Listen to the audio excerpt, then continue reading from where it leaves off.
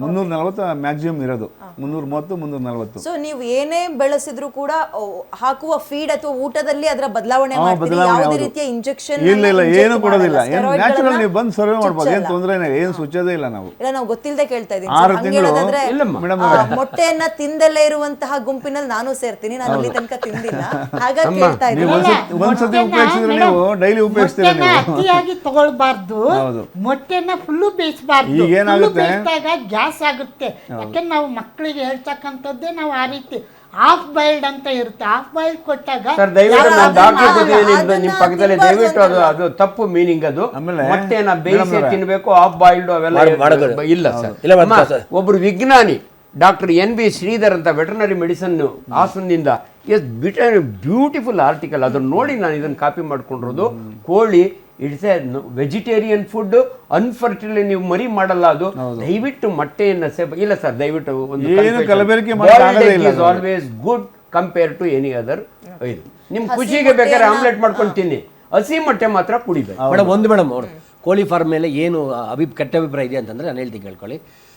ನಾವೆಲ್ಲ ಮಾತಾಡ್ಕೊಳ್ಳೋದಪ್ಪ ಅಂದರೆ ಕೋಳಿ ಫಾರ್ಮ್ ಒಳಗಡೆ ಹೋಗೋಕ್ಕಾಗಲ್ಲ, ಸ್ಮೆಲ್ ಇದೆ. ಕೋಳಿ ಫಾರ್ಮ್ ಇದ್ರ ಕಡೆ 10 ಕಿಲೋಮೀಟರ್ ವಾಸನೆ ಬರ್ತಾ ಇರ್ತದೆ. ಆ ಸುತ್ತಮುತ್ತ ಅಫ್ಕೋರ್ಸ್ ಅದೇನಂದರೆ ಮೇಂಟೆನೆನ್ಸ್ ಪ್ರಾಬ್ಲಮ್ ಇರ್ಬೋದೇ ಹೊರತು, ಮೇಂಟೆನೆನ್ಸ್ ಪ್ರಾಬ್ಲಮ್ ಇರ್ಬೋದು ಅಥವಾ ಸತ್ತೋಗಿರೋ ಕೋಳಿ ಇರ್ಬೋದು, ಏನೋ ಅದನ್ನು ಕ್ಲೀನ್ ಮಾಡೋಕ್ಕಿರ್ಬೋದು. ಈ ಥರ ಯಾವುದೋ ಒಂದು 2-3 ಫಾರಮ್ ಮಿಸ್ಟೇಕ್ ಆಗಿರ್ಬೋದು ಹೊರತು, ಈಗ ಬರೋ ಎಲ್ಲ ಹೈಜೆನಿಕ್ ಫಾರ್ಮ್ಸ್ ಇದೆಯಲ್ಲ, ಇವರೆಲ್ಲ ನೀಟಾಗಿ ಮೇಂಟೈನ್ ಮಾಡ್ತಾ ಇದ್ದಾರೆ. ಅದನ್ನ ಹಂಗೆ ಮನಸ್ಸಲ್ಲಿ ಇಟ್ಕೊಂಡಾಗಿದೆ ಮೇಡಮ್. ಈಗ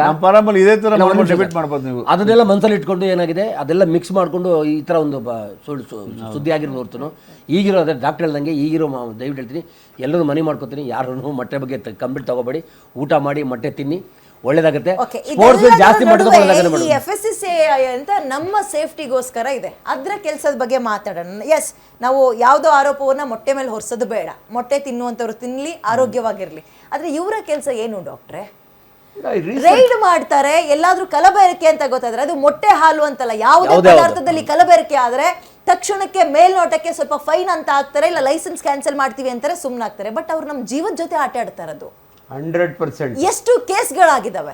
ಲಕ್ಷಾಂತರ ರೂಪಾಯಿ ಅವರಿಗೆ ಸಂಬಳವನ್ನ ಕೊಟ್ಟು ಕೋಟ್ಯಾಂತರ ರೂಪಾಯಿ ಲ್ಯಾಬ್ಗಳಿಗೆ ಇನ್ವೆಸ್ಟ್ ಮಾಡಿ ಆ ಡಿಪಾರ್ಟ್ಮೆಂಟ್ಗಳು ಅಂತ ಇರೋದು ಏನಕ್ಕೆ? ಹಾಗಾದ್ರೆ ಈ ನಾವು ಏನ್ ತಿನ್ಬೇಕು ಏನ್ ತಿನ್ಬಾರ್ದು ಅನ್ನೋದನ್ನ ಡಿಪಾರ್ಟ್ಮೆಂಟ್ ಡಿಸೈಡ್ ಮಾಡಿದ್ರೆ ಪರವಾಗಿಲ್ಲ ಸರ್, ಫ್ಯಾಕ್ಟ್ರಿಗಳು ಡಿಸೈಡ್ ಮಾಡ್ತಾ ಇದ್ದಾರೆ. ಜಂಕ್ ಫುಡ್ ಆಗಿರ್ಬೋದು ಅಥವಾ ಇಂಥ ಮನೆ ಒಳಗೆ ಸಿಗುವಂತಹ ಕಿಚನ್ಗೆ ಸಿಗೋ ಐಟಮ್ಗಳಾಗಿರ್ಬೋದು, ಡಿಸೈಡ್ ಮಾಡ್ತಾ ಇರೋದು ಫ್ಯಾಕ್ಟ್ರಿಗಳವರು. ಹಾಗಾದ್ರೆ ಈ ಡಿಪಾರ್ಟ್ಮೆಂಟ್ ಕೆಲಸ ಏನು? ಯಾರೊಬ್ಬ ಯೂಟ್ಯೂಬರ್ ತಮ್ಮ ಹಿತಾಸಕ್ತಿಗೆ ಒಂದು ಬ್ರ್ಯಾಂಡ್ನ ಮೊಟ್ಟೆ ತಗೊಂಡೋಗಿ ಲ್ಯಾಬಿಗೆ ಕೊಡ್ತಾರೆ ಎನ್ನುವ ಆಸಕ್ತಿ ಈ ಡಿಪಾರ್ಟ್ಮೆಂಟ್ ಅವ್ರಿಗೆ ಯಾಕಿಲ್ಲ ಅನ್ನೋದೇ ನನ್ನ ಪ್ರಶ್ನೆ. ತಪ್ಪಮ್ಮ, ಇರಬೇಕು ಅವರಿಗೆ, ಇದು ಅವರ ಜವಾಬ್ದಾರಿ. ಅವ್ರು ತಿಂತಿರೋ ಸಂಬಳ ನಮ್ಮೆಲ್ಲರ ದುಡ್ಡು, ಟ್ಯಾಕ್ಸು, ಜವಾಬ್ದಾರಿ ಇರಬೇಕು. ಇದಕ್ಕೆ ಡಿಪಾರ್ಟ್ಮೆಂಟ್ ಹೊಣೆ ಇದ್ದಾರೆ, ಜನ ನಾವು ಕೂಡ ಹೊಣೆ ಇದ್ದೀವಿ. ಡಿಪಾರ್ಟ್ಮೆಂಟಲ್ಲಿ ಎಷ್ಟು, ಆಮೇಲೆ ಒಂದು ತಿಳ್ಕೊಳ್ಳಿ ಮೇಡಮ್, ನನ್ನ ಲೈಫಲ್ಲಿ ಮೇಡಮ್ ಇಷ್ಟು ವರ್ಷದಲ್ಲಿ ಆರೋಗ್ಯ ಇಲಾಖೆ ರೈಡ್ ಮಾಡೋದು ಮತ್ತೆ ಕಂಪನಿ ಓಪನ್ ಆಗುತ್ತೆ, ಮತ್ತೆ ಜನ ಇರ್ತಾರೆ. ಸೊ ನಮ್ಮಲ್ಲಿ ಏನಾಗುತ್ತೆ ಮೇಡಮ್, ತಪ್ಪು ತಿಳ್ಕೊಬೇಡಿ ಮೇಡಮ್, ಇದಕ್ಕೆಲ್ಲದಕ್ಕೂ ನಾನು ಓಪನ್ ಮಾಡ್ತೀನಿ ಮೇಡಮ್.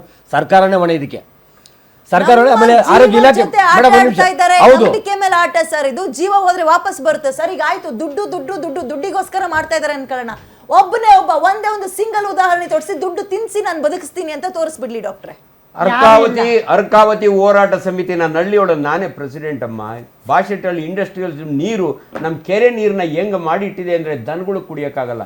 ಎಷ್ಟು ಹೋರಾಟ ಮಾಡ್ತಾರೆ ಅಂದರೆ ಒಬ್ಬನು ಕೇರ್ ಮಾಡಲ್ಲಮ್ಮ. ನಾಚಿಕೆ ಆಗಬೇಕು ಸರ್ಕಾರಿ ಅಧಿಕಾರಿ. ಒಳ್ಳೆಯವ್ರಿಗೆ ನಾವು ನಮಸ್ಕಾರ ಮಾಡಲ್ಲ, ಆದರೆ ಈ ರೀತಿ ಬೇಜವಾಬ್ದಾರಿ ಅಧಿಕಾರಿಗಳು ಬಿದ್ದೋಗ್ಬಿಟ್ಟಿದೆ. ನಿನ್ನೆ ನಮ್ಮ ಬೆಂಗಳೂರಿನಲ್ಲೂ ಈ ಏರ್ ಕ್ವಾಲಿಟಿ ಇಂಡೆಕ್ಸ್ ಅನ್ನೋದು ಬಿದ್ದೋಗಿದೆ. ಅಂದ್ರೆ ನಾವು ಈ ಕಡೆ ಸೇವಿಸುವ ಗಾಳಿ ಸರಿ ಇಲ್ಲ, ಕುಡಿಯೋ ನೀರ್ ಸರಿ ಆಗ್ತಾ ಇಲ್ಲ, ಆಹಾರಗಳು ಇಷ್ಟು ಕಲಬೆರಕೆ ಬರ್ತಾ ಇದೆ. ಅಂದ್ರೆ ನಾವ್ ಎಲ್ಲಿ 100 ವರ್ಷ ಬದುಕೋಣ, 60 ವರ್ಷ ಬದುಕಿದ್ರೆ ದೊಡ್ಡದು ಅನ್ನಿಸ್ತಾ ಇದೆಯಲ್ಲ ಡಾಕ್ಟ್ರೆ.